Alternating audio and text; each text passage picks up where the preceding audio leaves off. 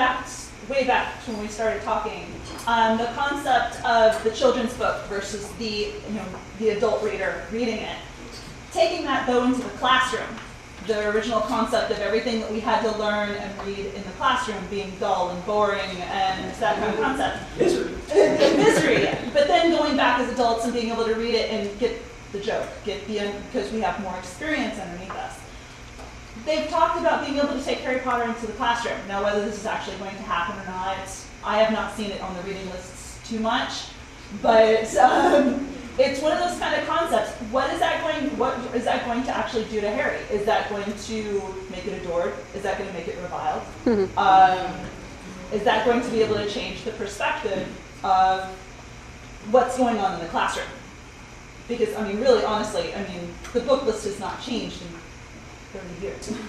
Which classroom? I'm sorry. I'm sorry. curious. Think of, you don't exactly, think middle school to high school reading level, your English novels. I mean, they're still handing out Wuthering Heights. I'm not saying it's not a fantastic book, but my God. I mean, can't we introduce something new? I mean, I love the book, don't get me wrong, I read it a million times. But where is this going to go? I mean, are we going to be able to see it in the classroom, and what is it going to do to it? Well, I think you already do see it in the classroom. I can't address the extent to which you might on the secondary school level, but probably 50, 55 universities have courses in the Potter books now. I think virtually all of the Ivies do. Georgetown, Vanderbilt, and Pepperdine has for 4 or 5 years now. Somebody saw that. But I think Harry is strong enough to survive the university.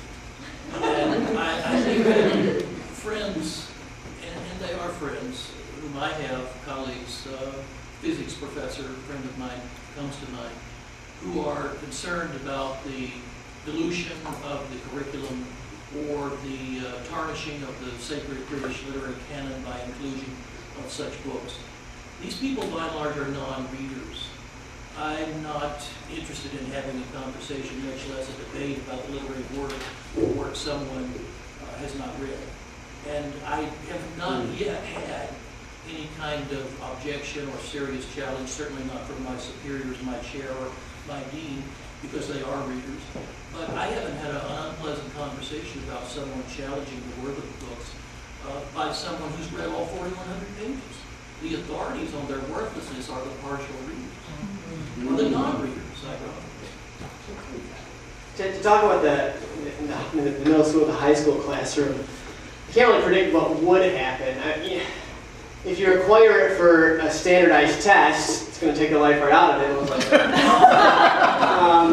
Because suddenly it's required. This is how you become a competent individual and become competitive in a global market. Got a lot of things to say about education. So if it gets forced in, No Child Left Behind forces it into curriculum, then we may have some problems.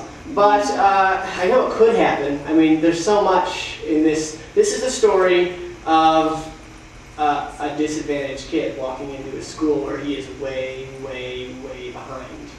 And in a society where people like him are way, way, way behind in the school, the restriction for the use of underage wizardry is a racist law that is set to the disadvantage of Muggleborns because it can only be enforced on Muggleborns.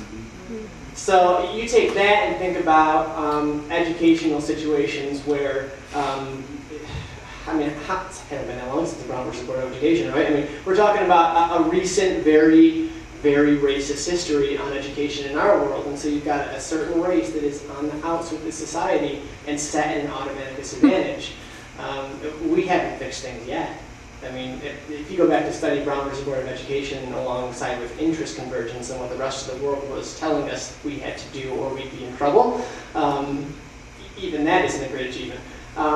I'm going off on a terrible tangent right now, so I need to back it up. Dolores Umbridge. I know what could happen in a classroom with Harry Potter because you can look at Dolores Umbridge versus Remus Lupin. Right? If you can look at those two, if number one, teachers could learn from that, right? The difference between those two. Think about Neville. Think about Neville standing in a classroom where basically we're going to have a picture of what a Gothic fairy tale is. Each kid is going to face his own fear and conquer it. which is what scary stories are for kids, right? And Lupin sets this up. And Neville walks into the room, and Snape's on his way out. And Snape, in front of the whole class, warns Lupin, Neville's going to make a mess of things, don't let him do it. And what does Lupin do? He immediately places his confidence in Neville, puts him first in line, and Neville, I mean, this is the Neville who, up till this point, he's wondering if he's a squib. The only evidence that we have that he's not a squib is that he fell from a 3-story building and bounced, right? And now he's standing facing down a boggart, you know? It's a mess. You take Remus Lupin, and then you go to Dolores Umbridge. Quills out, wands away. Tests are what school is all about. Nothing. After all, exams are what school is all about. You take those two and you take a look at the difference between them, and you've got potential for the classroom to learn a lot of lessons about literacy and about how kids learn and how they learn best compared to some of the things that we're doing now. And Neville becomes Professor. Yes.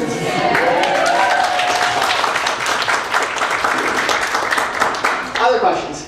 We have one. This is a live stream? live stream question. Yeah. Julie wanted to know if Dumbledore is so important in the 7th book, how come we don't see Fawkes again? I didn't get the first part of it. If Dumbledore was so important in book 7, how come we don't see Fawkes at all? What happens to him? Because, my initial response is Fawkes is Dumbledore's pet and loyal to Dumbledore while Dumbledore's alive. I mean, Dumbledore's still dead in the last book, and so Fawkes is... We see Dumbledore and he's important, but a lot of us thought we'd see Fawkes again, I think. Some people who were smarter didn't. Smarter than me, I mean. But no Fawkes because no living Dumbledores would be my first response. Is there anything deeper than that, guys? I would just say Fawkes presents problems like Hedwig does. The reason Hedwig has to be killed in the beginning is when Hedwig is, when they're out in the forest and such, if Hedwig is there, there's communication, there's all these things, so Hedwig has to be off, forgive me. And Fawkes, because Fawkes presents all sorts of magical capabilities, if Fawkes is adopted by Harry Potter or whatever, the isolation, the Greta of the book doesn't work. And so Fawkes flies off at the end, and that's the end. We see that Dumbledore's Patronus is Phoenix, by the way, the sight that Harry sees coming out from the White Tomb or whatever. But that's really the end of that sequence of Dumbledore and Fawkes, the Holy Spirit, they're off screen. I never thought about that. We hadn't either, but we tried to answer it.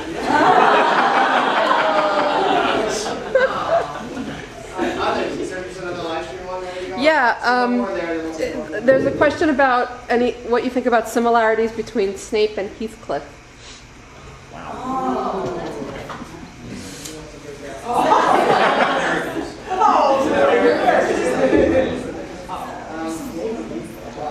I'll say something generically before you guys get to the specific character comparison. I think the creation and development of Snape is Rowling's crowning achievement. I think the character is magnificently done. I think we are, I don't know when I have ever been fooled so completely, so late in a literary work. 4,000 pages into the 41.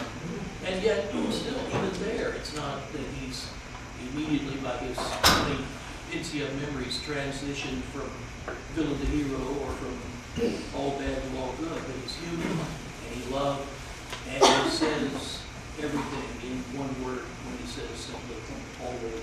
A word that moves Dumbledore. So, I'll leave you guys to Heathcliff, but magnificent. Does Heathcliff, can we conclude at the end that Heathcliff turns hero? No, we really can't. I mean, he's kind of nasty. Snape's love motivates to the most heroic act.